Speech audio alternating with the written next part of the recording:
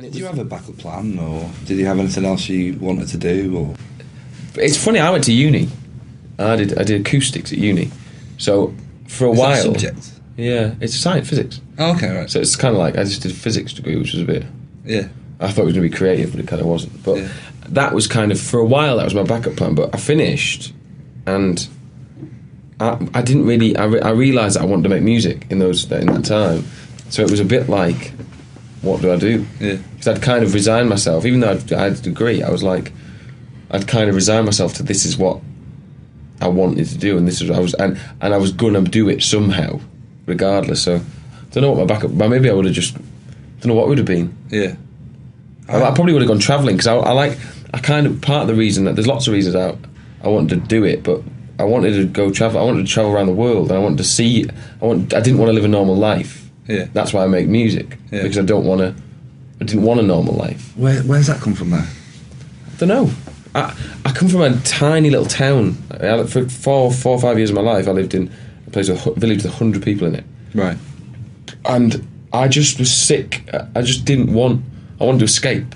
And I think when you're somewhere that small, you either do one or two things. You become very escapist, or you become very kind of drawn to the small town mentality. And I was just desperate for it. Like, I was baiting to go to uni. As soon as I went to uni, I was like, right, bang. Yeah. Did you go to uni in Manchester? Yeah. Yeah. And then all of a sudden, and still to this day, it's like I don't crave a normal life. I don't want to. And it's this funny thing with your friends. You have your people around you. You kind of.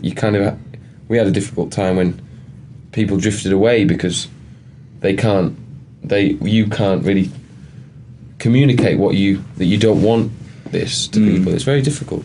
Is that wanting to experience sort of the world and all its splendour, or is that wanting to be famous?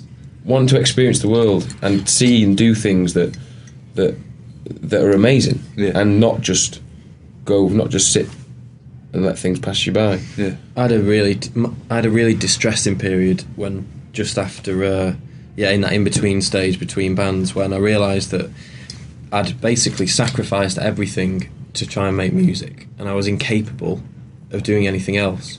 I realised I was like compulsively bound to just looking at a computer screen all day and trying to write songs, which was a very uncomfortable feeling because I realised I had no backup plan. I had nothing else to do. So for me, that kind of idea that it was a last chance was really like I was very aware of that. So it was a horrible period of insecurity, really. Yeah. One thing that came after that period when we were a bit lost, is this amazing realisation. I remember this amazing realisation that it was a mixture of being comfortable and being confident, and it only became because we realised with Hurts that we just were going to do what was natural to us, like visually or musically or whatever, what was natural to us.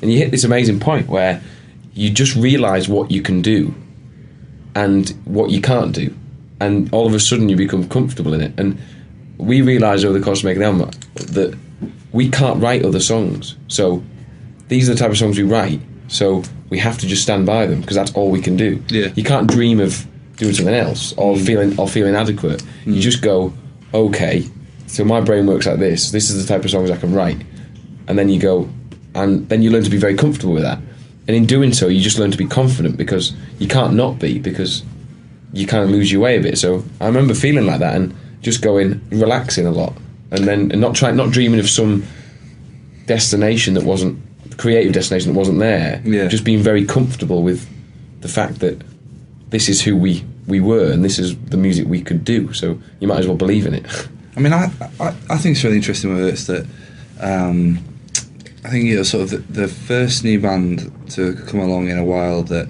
really sort of pays attention to detail and all the trimmings and trappings of all that makes pop music great. I think some of that comes from the early part of Hurts when kind of we were a bit disillusioned with, obviously we've been chasing a dream for a long time, and we were definitely burnt out. And I think our idea was to, with Hurts, get our shop completely in order. So we wanted to kind of finish an album before we even thought about anything like a record deal. And that extended to to everything. The way we looked. We made a video ourselves. Yeah. We wanted to kind of get the control back. I think it was definitely about regaining control, and I think that's really helped us. And to please ourselves, finally, not have to please everybody else. Yeah. Sit and go, just do it all and be happy with yourself, and then when you move forward, it'll be easier. And also, in the easiest, simplest way, that's what is inspiring. Like in bands, like people who do everything. Like there's no reason. It's no sort of like puzzle as to why Michael Jackson was the biggest pop star ever. Yeah. Because he did everything and everybody was excited about it, and he made amazing videos and he was this amazing person and he wrote these great big pop songs that travelled the world, and that is what I've never really. That's the music that connected me from when I was like a baby, and all the way through my life. The common thread is this escape and this excitement with pop music, and for us it was like, what? How could you not do it all?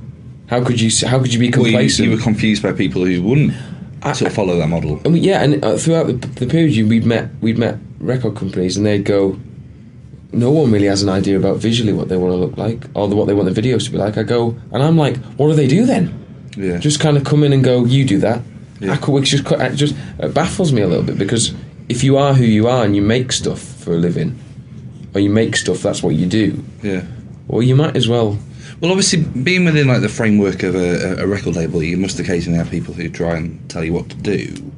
Is that hard to? How do you deal with that? Well, luckily, I mean, we chose a label that recognised that we had a very clear, distinct vision for everything, right? And they've just been supportive. But I guess maybe that is a fresh idea for a record label. Maybe it's a good thing, because they're so used to having to kind of manufacture various parts of a pop act, and with us they don't have to worry about it so much because they trust us. So it's a relationship built on trust, and that's why we went with them. Yeah, and it's a great fit. What you go into it, and you're really very wary when you meet record companies. You're like, oh, is it going to be like this? Are they going to push and pull you apart? Yeah. And it was a real revelation when we found out that they'd not like that. For us, it was just like, wow, like we can do this, and I think it's if everybody believes in it, and you are just what you are. And everyone just believes in what that is. Yeah.